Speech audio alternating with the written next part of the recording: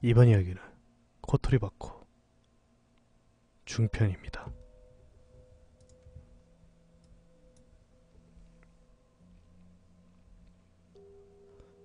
이후에도 코토리바코의 정체와 경험담에 대해 다양한 투고가 이어졌죠. 그리고 두 번째 투고입니다. 오랜만입니다. 이거 일을 버린 것 같네요. 전용 게시판까지 생기고. 저도 무섭기 때문에 어느 지역인지 묻지 말아주세요. 불황민 차별은 줄였다고 하지만 저는 눈에 띄지 않게 된 것뿐이라고 생각합니다. 일부 사람들이 새로운 차별을 할 가능성도 있거든요. 단 여러분들이 추측하시는 대로 카고시마 현입니다. 그리고 저도 정보를 얻고 싶어요. 아까 M과 S에게 전화를 해서 경위를 전했습니다. M이 말하길 여기가 어디인 것을 안다 해도 자세한 건 알 수 없잖아. 안심하라고. 이왕 전화를 한 김에 그때 일에 대해 물어보았습니다. 1. 그 장소에 있던 S와 나와 K는 괜찮은가? 두 번째. 또 우리 집에 오기 전 문제의 코토리바코를 만졌던 S의 가족은 괜찮은가? 그리고 세 번째. 코토리바코의 정체가 무엇인가? 이상 세 가지입니다. 1, 2번의 회답. 그것은 아이와 아이를 임신한 여자에게 영향을 주는 물건이라고 합니다. S의 아버지와 남동생은 문제없고 어머니는 폐경했으므로 괜찮고 S의 할머니는 물론 나도 괜찮다. K에 대해서는 위험하지 않을 거라고 생각했지만 만진 시간이 짧아서 문제가 없는 듯해요. 문제가 생기면 신간인 아버지가 있으니까 안심입니다. 그리고 세 번째 질문의 답은 M도 상자에 대해서는 자세히 모르는 것 같아요. 이야기를 나눌 때 말투를 봐서는 모를 리가 없는 듯한데 여기까지만 원문 그대로고요. 나머지는 너무 길어서 요약해드리겠습니다. S의 집에서 해체업자를 불러서 창고를 허물려고 하자 옆집에 사는 J라는 할아버지가 다가와서 말렸다고 합니다. S는 그 할아버지가 코토리바코에 대해서 안다고 생각해서 상자에 대한 이야기를 꺼냈더니 흠칫 놀랬답니다. 그리고 A와 M에게 전화를 걸었고 그날의 일은 가족에게도 털어놓았답니다. M은 신간일을 하는 친구고 A는 저, 그리고 K는 M의 애인, 그리고 S는 글신의 애인, 그리고 S의 가족, J, 옆집 할아버지 이렇게 모여서 대화를 하면서 놀랄만한 사실을 알게 됩니다. 코토리바코에 관한 포스팅이 많이 늦었네요. 얼마 전 일본의 불임문이 관한 꿈을 꾸고 인터넷으로 불악에 관해서 알아본 적이 있습니다. 조선시대 천민과 비슷한 일을 하던 사람들이 마을 형성에서 거주하던 지역을 불악이라고 부른다는 것과 드물긴 하지만 현재도 불황민에 대한 차별이 원인으로 취업이나 결혼 등에 영향을 주고 있다는 사실을 알아서 놀랬습니다. 그래서 불악 출신들과 대해서 차별을 없애고 권익을 도모하기 위해 시민단체가 존재한다는 것을 알았습니다. 일본에서는 그런 차별이 남아있다니 의외란 생각이 드네요. 어쨌든 코토리바코의 진상에 관해 전해드리겠습니다. 아까 그 포스팅에 이어진 내용입니다. 등장인물은 N과 S, K, J 이렇게 설명드렸던 인물들이고요. S의 집에서 J의 이야기를 듣게 됩니다. M이 이 말을 꺼냅니다. J씨, 본래 그 상자는 당신 집에 있어야 하는 게 아닌가요? 요즘 시대에 조조라고 하면은 괴담에나 나올 법한 것으로 여겨질 땐 모르지만 이 상자에 대해서 그렇지 않습니까? 저는 할아버지의 아버지로부터 몇 번이나 들었고 실제로 상자, 코토리바코를 처리하는 것을 여러 번 봐왔습니다. 상자 이야기를 할 때 두 분은 심각한 모습이었어요. 관리부도 제대로 있고요. 게다가 사고라고는 하지만 상자로 인해 이곳 주민이 죽은 적도 있었지요. 이번엔 제가 상자와 관련된 것과 아버지가 조금 미심쩍게 생각한 부분도 있어서 어젯밤 관리부를 다시 보았습니다. 그랬더니 칠부가 있어야 할 장소는 제이씨의 집이었어요. 그렇다면 뭔가 이상하죠. 아버지는 역시라고 말했죠. 저희 집 쪽에서는 보관자 접촉하지 않는다고 약속했었지만 이번에는 얘기가 다르다고 생각이 왔습니다. 저희 아버지가 가겠다고 말씀하셨지만 이번에 주술에 제거한 것은 저기 때문에 이렇게 제가 왔습니다. 제이씨와 그 밖에 다른 사람들은 가만히 듣고 있었습니다. N과 제이씨만 알고 있는 내용이었으므로. 그래서 말인데요, 제이씨. 당신 집에 상자가 있었다며 S의 아버지가 상자에 관해서 모르는 것은 당연하겠죠. S의 할아버지는 T씨에게 토크레바꾸를 인계받고 바로 돌아가셨어요. 관리부는 T, S, J가 이렇게 이동한 것이 1년 이내로 되어 있었습니다. S의 할아버지가 S의 아버지에게 전할 시간이 없었을 거라고 이해는 갑니다. 게다가 약속한 연료를 보아 S의 아버지에게 역할이 넘어간 것은 생각하기 어렵습니다. 당신이 T가에서 마지막이 될 가능성이 높기도 하고요. 그래도 이번에 상자가 발견된 것은 S의 집이었습니다. 이것은 이상하죠. 전 저희 집안일은 별로 하지 않기 때문에 관리부를 천천히 본 일 따위는 없었지만 어젯밤 아버지와 관리부를 보고 솔직히 놀랬습니다.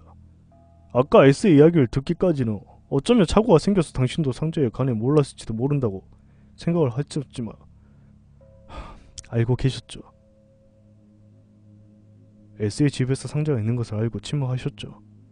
저는 이번 사건이 무사히 끝났기 때문에 추궁당해도 시침을 떼면 끝날 거라고 생각을 했어요. 어떤 착오로 S의 집안 사람들이 몰랐을 뿐 그걸로 끝이라고 말입니다. 사실 초조하기도 했지만 주눅들었지만 오늘만 해도 어제 아버지와 관리부를 보지 않았으며 이곳에 오지 않았을 겁니다. 예? 원래 약속대로라면 저희 집은 여기 오는 것이 금지되어 있었으니까요. 그래서 오늘 제가 왔다는 사실은 비밀로 해주셨으면 합니다. 하지만 그럴 수는 없게 돼버린 것 같군요. 저와 아버지는 화가 나 있습니다. 단 얼굴도 모르는 조상의 약속을 계속 지켜야 한다는 것이 상당히 가혹하다는 걸 알고 있습니다. 달아나고 싶다는 기분도요. 저 역시 그랬으니까요. 그날 상자를 본 것만으로 도망치고 싶었습니다. 찰나의 시간이 있었을 때도 진심으로 도망갈까 생각했습니다. 만약 이런 일이 이곳에 전체 일어난다면 남은 상자의 처리에 관해서도 문제가 생깁니다. S는 우연히, 정말 우연히 저와 만나지 못하고 상자에 다가갔다면 죽었을지도 모릅니다. 그리고 어쩌면 다른 상자에 인해 피해가 생겼을지도 몰라요. 그렇기 때문에 어쩌면서 이 일이 일어나게 했는지 이렇게 됐는지 이야기해 주시지 않겠습니까? 그리고 K는 그 장소에 있던 여자입니다. 물론 아이를 낳을 수 있는 몸입니다. 불악 외부인이 아닐 뿐더러 피해자입니다. 또 이 친구는 불악 외부인일지도 그렇지도 않을지도 모릅니다. 그리고 이 녀석의 이름은 이 부근에서 흔한 성씨는 아니에요. 이렇게 M은 이야기했지만 나는 무슨 말인지 몰랐습니다. 다만 제이씨가 나를 보고 그런가 라고 말했습니다. 다음은 제이씨의 답변입니다. 우선 상자에 관해 설명하는 게 좋겠군요. 7번은 S가, J가, 그리고 비스듬히 마주에 있는 T가 세 곳에서 관리해오던 것입니다. 세 집안에서 분담하던 상자입니다. 그리고 그 상자는 세 집안이 돌아가며 맡아 보관했는데 보관하던 집주인이 죽으면서 다음 집안으로 건네주고 그 집주인이 죽을 때까지 보관하게 됩니다. 인수한 집주인은 상자 속에서 상자에 관해 전해집니다. 상속자가 없는 경우는 상속자가 생긴 후 전합니다. 도저히 상속자가 나오지 않을 경우 다음 집으로 넘어갑니다. 다른 마을도 똑같습니다. 새 집이기도 하고 4세대이기도 합니다. 그리고 다른 마을의 상자에 대해서는 서로 화제를 삼지 않습니다. 돌리는 이유는 상자 속 내용물을 악화시키기 위함입니다. 상자를 인계받는 집주인은 절대로 상자에 여자아이가 다가가게 해서는 안됩니다. 그 상자를 관리하고 있지 않은 집은 관리하고 있는 집을 감시합니다. 그리고 M의 집으로부터 표차를 받자 상자에 붙여둔 낡은 표찰과 바꿔서 붙입니다. 약속한 연수를 보관하고 상자의 내용물이 약해진 뒤 M의 집으로 가져가 처리를 합니다. 옛날에 M 신사와 그런 약속을 한 것 같군요. 그래서 저희 집은 옛날에 약속의 대로 가져온 상자를 처리하고 공양을 했던 것이군요. 이곳에 있는 모든 상자와 현재 보관자에 관리부를 두고서. 그렇습니다. 본래 제가 S의 할배가 죽었을 때 상자를 인계할 생각이었습니다. 하지만 정말 무서웠습니다.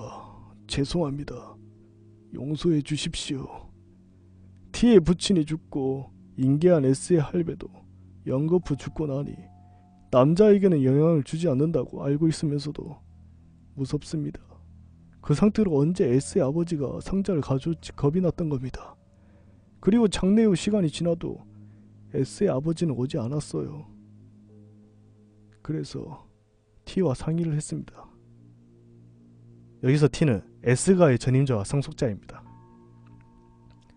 어쩌면 S의 아버지는 아무것도 모를지도 모른다고, 상자로부터 벗어날 수 있을지도 모른다고 말입니다.